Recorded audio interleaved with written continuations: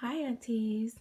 So I'm here with baby Kingston Andrew, which for those that don't know, he is a full body silicone baby.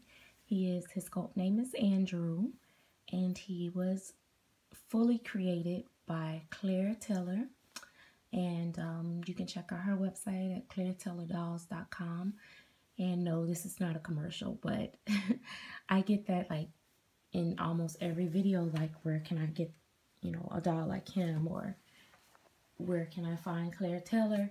And so I just decided I would just start saying it in every video with each of my dolls and the artists. So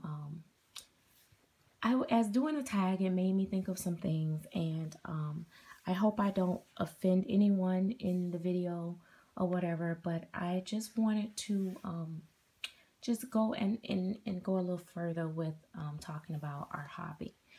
First off, I would like to say that I've been collecting dolls. Well, I've been playing with dolls ever since I can remember. I can go all the way back to about 7, I can remember. But even one of my pictures when I was about 4, I'm in a picture with Raggedy Ann, I think, or something like that. So I've been collecting dolls for a very, very long time. Now, what made me get into the reborns is, long story short, when I was married, we tried to find a realistic doll because we had seen one in JCPenney's, and then it was gone, and then we never could find one, and I had really, really wanted one. And when we were able to, at that time we couldn't afford that one, and then when we were able to, me and my ex-husband was trying to find me one, and we never could. And so that passed, and from time to time we would look. So of course, when I was going through a very hard time through my divorce and everything, I wanted to find something for me to cheer me up, and that's when I kept looking. When I typed in lifelike dolls, and I believe the first dolls that I started seeing was Cuddle Me Soft, and I knew I couldn't afford that. But anyway, I ended up stumbling across Reborns, and so I was like amazed. And of course, as I collect, as the years have came, they have become so much more realistic. I get the most joy out of this hobby, out of all the hobbies that I have, which I don't have a whole lot. I only have another really strong passion, and that is writing. And but I get the most enjoyment out of this hobby. But with this hobby, when you're public with it, you get the most judgment out of any hobby I've ever seen with mine and everybody else's.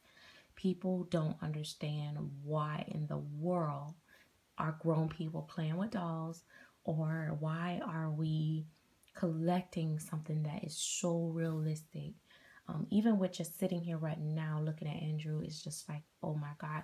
I think out of all the dolls I've ever collected, I've seen out of at the doll show, just period, this doll, I have to say, almost freaked me out, because when I look at him, I don't see a doll, I see a baby, and it is just, it's so touching and so weird, the feeling that he gives to me, that I almost become teary-eyed just looking at him and thinking about him, like that, wow, one woman did this. Like, just a regular woman, well, she can't be just regular, but the gift, oh my gosh, the gift of art is definitely a God-given gift. But anyway, the thing that I hate the most about the hobby is the judging part, and not even just plain judging from outsiders, but the judging that we get from other collectors. And let me say this,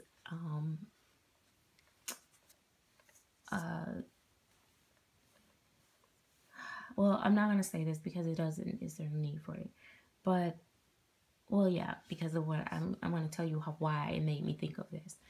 When I was listening to Kelly Girl video and she was saying that she knows that I, play with my dolls and stuff like that and stuff, which she, of course, mean that in a good way, or definitely was not judging me or anything, because me and Kelly are really, good friends and we talk regularly. So she knows my dolls are very well taken care of. But I was thinking to myself that, a lot of people, other collectors, some of the more snooty collectors, or I don't know if I should say snooty, that may be rude, higher end collectors that collect nothing but very expensive dolls and never touch their dolls, just put them in a glass case, kind of frown upon us playing with our dolls like this, or because I don't just sit here and just like, and I actually touch him and play with him hands and stuff. They frown against that and say, oh, their dolls are not going to be taken care of. They're not going to be in good condition because she plays with her dolls. She interacts with them. They prefer to collect from people that just let them sit in a glass case or don't touch them because they feel like they will be in better condition. Well, that is a pet peeve of mine. It's also a pet peeve of mine when artists says, oh, these dolls are all dolls. They're not meant to play with. Should not be dressing them all the time. Blah blah blah blah blah. Okay, they wasn't made for that. This wasn't the intent and the purpose of them. Yeah. Okay. Yeah. When they originally came out, that wasn't the intention, and that wasn't what they were made for. But you guys will know as artists that that's what we do now. So perfect your craft so that the dolls are holding up. Yeah, some people do too much with their reborns or silicone. I hate to see people wiping them with baby wipes and using all kinds of soaps and scrubbing their hair. And oh my God, just some of the stuff I've seen them do. And even I've seen them like put crazy stuff in their baths. I've seen them lotion them down way too much. So yeah, I totally get that part. But really good artists, they make their dolls durable and out of the right stuff, that you're not having those issues if I change them. I do check with the artist every time I get a doll. Even though he came with very detailed care instructions, I still message Claire and ask, hey, do you think if I change him, or do you think if I give him a bath, is that going to change his color or dull his color down? And she's like, no, but you should. She doesn't recommend I bathe him every day, but changing him and interacting with him should be fine. So, like I said, he's had a bath. His color is just as vibrant as he was when he came. I've played in his hair a little bit more than I normally play in my silicone hair, but he hasn't lost any hair, and it's still just as full as can be. And I'm at a standpoint, and even so, then I kind of leave his hair just as is. Like, I don't touch it, after I do it. I don't care if it get messy. I just leave it. It still just looks very natural for him. So I think a lot of the fear and a lot of the judgment of, oh, if you play with your silicones, they're no good anymore, or they're gonna get, oh, I even heard somebody say, if you play with them a lot, they're gonna get softer, or they're gonna become like putty. Like, oh my gosh, like, are you guys serious? Now, there are some dolls out here, and you can't even go off a price tag, because there are some dolls out here that lose paint. I'm not going to say any names, but I do know which brands they are, and hence why I will not ever buy one secondhand or trade for one, or no, I just won't collect from those particular artists. But there are particular silicone babies that are out here that you can just rub and the paint come off, or And if you bathe it, you're probably going to come out with a blank kit almost, or, you know, then you're going to have all this peeling and all this stuff. Well, those dolls, something went wrong. I don't know the process well enough to tell you what went wrong, but something went wrong, because most of the dolls that I've had did not have that issue. Now, let me give you a strong hint.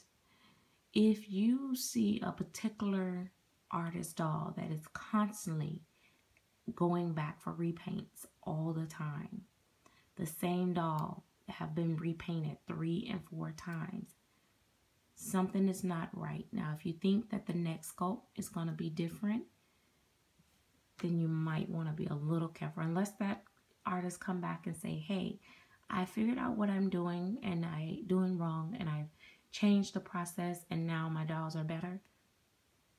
You better tread with caution, because 9 times out of 10 that doll will be one of the ones that don't hold the color, and you know, so on and so forth. There are dolls that I remember when I first started watching Silicone dolls, and there was one particular artist, and I'm not going to say this artist's name. Every single time, almost, even in the box openings, people open up and be like, the neck is really rough. It looks like it's got a little peeling or something. I'm gonna have to send it back to the hospital or to the artist. And I'm like, dang. Like, and I see like 3 or 4 box openings of the same artist, and from that moment on, I was like, yeah, if I ever get a silicone, it won't be that one. Another thing is, like I mentioned in some of my other videos, is that people that don't even have silicones are like passing judgment on silicones, and, oh, you can't do this and you can't do that. And then, even though I say, you know, for what I paid, I'm going to enjoy this doll, you know, I want to enjoy every bit of it and stuff. Enjoy him mean I'm going to change his clothes when I get ready. And I'm going to stage him and look at him, and I'm going to hold him when I get ready. It doesn't mean that I'm going to give it huge pacifiers to gap the mouth open, leave them in there like you shouldn't, use all kinds of different oil products in the hair and on the body and all that. I'm not going to do that. He has never had powder on him. I won't powder him. If he ever got to a point where he seemed to be tacky or shiny, I would just contact Claire and see if I can have him touched up or something like that. Because he's an ethnic baby, I just don't want to put the powder on him. I don't think it'll look good on his color. But he doesn't need it. He's not tacky at all.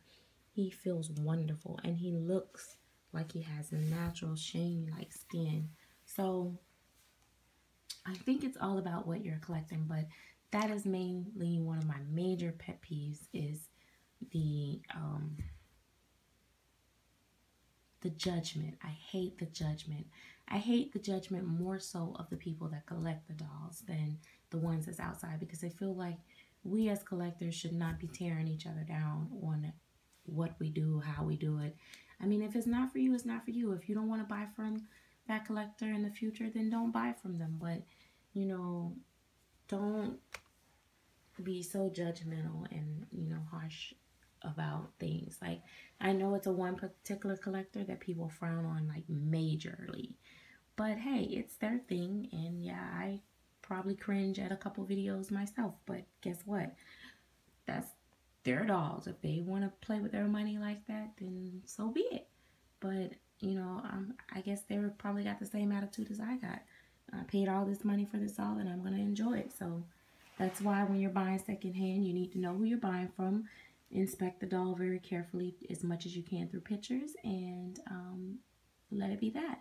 So I gotta end this video because we're over 14 minutes, and you know, guys, I have a cutoff because I don't like to upload more than 2 minutes. So we'll see you later. Bye bye.